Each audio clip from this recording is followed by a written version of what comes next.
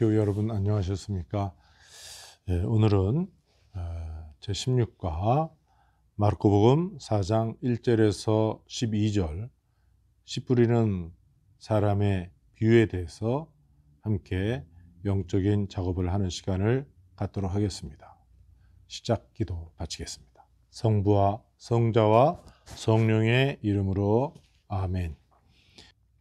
주님, 저희도 예수님의 시선으로 사람들을 보고 세상을 바라볼 줄 알도록 눈을 뜨게 해주십시오. 저희도 하느님 아버지께 자녀다운 순종을 할 줄 알도록 하느님의 뜻을 식별할 줄 알게 해주십시오. 저희도 예수님과 한마음이 되어서 예수님의 가르침대로 행동하고 실천할 수 있도록 성령을 보내주십시오. 예수 그리스도를 통하여 기도드립니다. 아멘. 성부와 성자와 성령의 이름으로 아멘. 그러면 제가 먼저 마르코복음 4장 1절에서 12절의 말씀을 읽겠습니다. 예수님께서 다시 호숫가에서 가르치기 시작하셨다. 너무 많은 군중이 모여들어 그분께서는 호수에 있는 배에 올라앉으시고 군중은 모두 호숫가 무태 그대로 있었다. 예수님께서 그들에게 많은 것을 비유로 가르치셨다. 그렇게 가르치시면서 말씀하셨다. 자, 들어보아라. 씨 뿌리는 사람이 씨를 뿌리러 나갔다. 그가 씨를 뿌리는데 어떤 것은 길에 떨어져 새들이 와서 먹어버렸다. 어떤 것은 흙이 많지 않은 돌밭에 떨어졌다. 흙이 깊지 않아 싹은 곧 돋아났지만 해가 솟아오르자 타고 말았다. 뿌리가 없어서 말라버린 것이다. 또 어떤 것은 가시덤불 속에 떨어졌는데 가시덤불이 자라면서 숨을 막아버려 열매를 맺지 못하였다. 그러나 어떤 것들은 좋은 땅에 떨어져 싹이 나고 자라서 열매를 맺었다. 그리하여 어떤 것은 30배, 어떤 것은 60배, 어떤 것은 100배의 열매를 맺었다. 예수님께서는 이어서 말씀하셨다. 들을 귀 있는 사람은 들어라.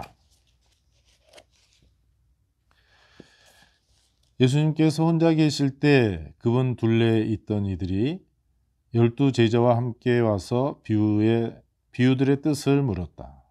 예수님께서 그들에게 대답하셨다. 너희에게는 하느님 나라의 신비가 주어졌지만 저 바깥 사람들에게는 모든 것이 그저 비유로만 다가간다. 보고 또 보아도 알아보지 못하고 듣고 또 들어도 깨닫지 못하여 저들이 돌아와 용서받는 일이 없게 하려는 것이다. 주님의 말씀입니다. 이 본문을 손으로 직접 써 보십시오.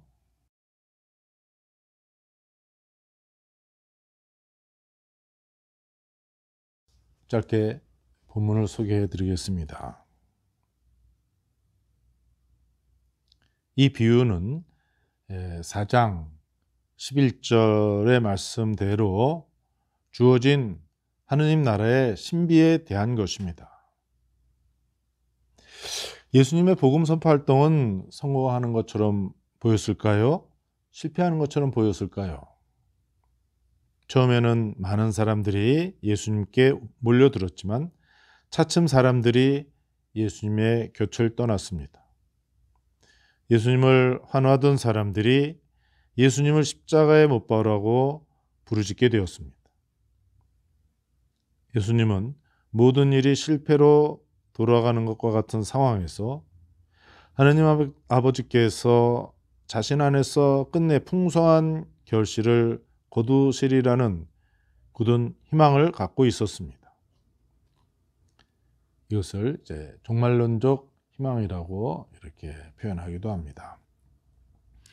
그래서 당장은 이 비유에서처럼 길에 떨어진 씨를 새들이 먹어버리거나 돌밭에 떨어져서 싹은 곧 돋아났지만 뿌리가 없어 말라버리거나 가시덤불에 떨어져서 열매를 맺지 못하는 경우가 벌어져도 마침내 좋은 땅에 떨어진 씨앗으로 말미암아 100배 열매를 맺으려는 하느님 아버지에 대한 예수님의 강력한 희망이 이 비유 안에 담겨 있습니다.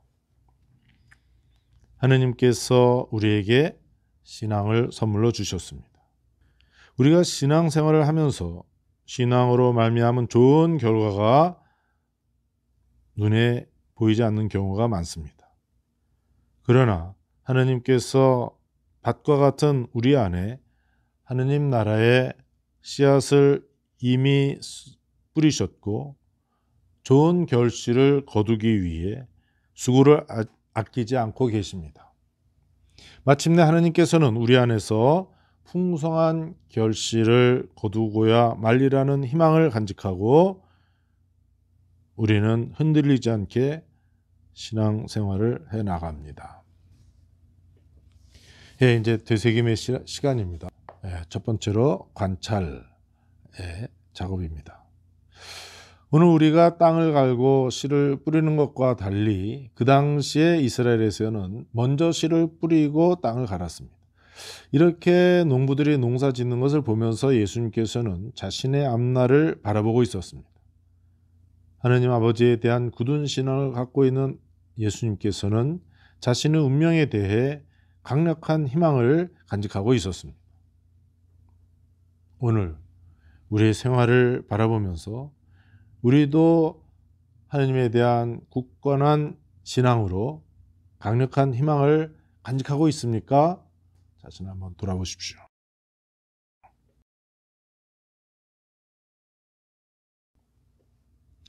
오늘 현대 생활을 바라봅시다.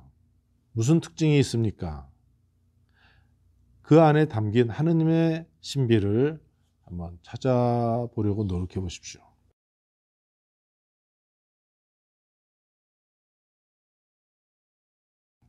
만사가 실패로 돌아가는 것과 같은 상황에서도 예수님께서는 자신이 선포하던 하느님 나라의 신비 때문에 희망을 간직하였습니다.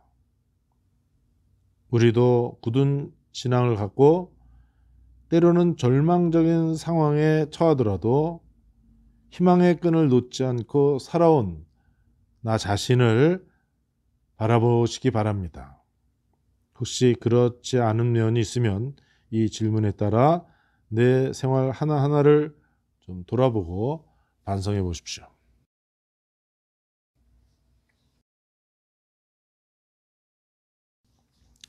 두 번째, 식별 단계입니다. 그동안 내가 많은 노력에도 불구하고 실패한 것은 무엇입니까?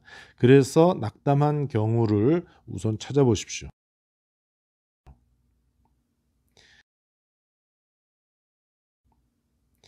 마침내 풍요로운 결실을 가져다주는 하느님 말씀에 대한 신앙으로 희망을 간직하는 것이 우리 그리스도 신자의 기본 자세입니다.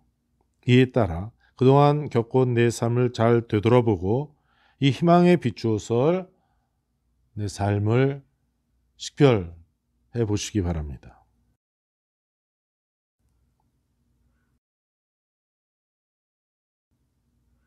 오늘 내가 낙담하고 절망하는 상황을 예수님께서 주신 희망에 비추어서 식별해 보십시오.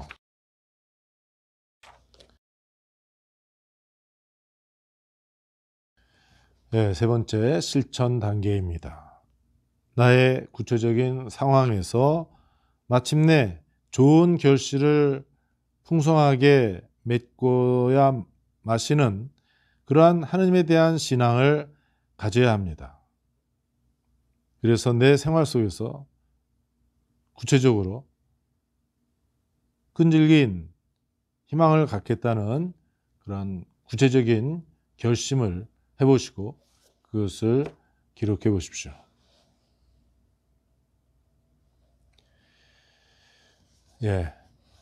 쉽지 않은 일이죠. 그러나 이 세상에서 잘 사는 것도 어려운데 영원한 삶, 하느님의 나라에서의 삶을 우리가 찾아내고 그것을 익숙해지게 하는 그 과정이 물론 결코 쉽지 않습니다. 그러나 우리가 이렇게 함께 작업을 하면서 서로 마음으로 밀어주고 또 도움을 받고 하면서 함께 나아가는 것, 이것이 공동체의 신앙생활이라고 말할 수 있겠습니다.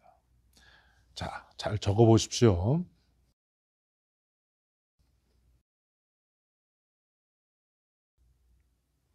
마지막으로 마침 기도 시간입니다. 굉장히 힘든 작업 시간을 여러분이 갖고 계시는데, 이제 그걸 가지고 여러분들이 기도해 보십시오. 침묵 속에서. 또 성령께서 이끌어 주십니다. 기도할 줄 모르는 우리를 대신해서 우리를 이끌어 주십니다. 그래서 우리가 침묵 속에서 보면은 주님의 이끄심을 우리가 간직할 수 있습니다.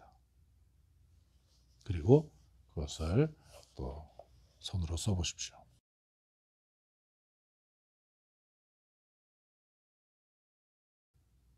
예, 영광송으로 마치도록 하겠습니다. 성부와 성자와 성령의 이름으로 아멘. 영광이 성부와 성자와 성령께 처음과 같이 이제와 항상 영원히 아멘. 성부와 성자와 성령의 이름으로 아멘. 감사합니다. 수고 많이 하셨습니다.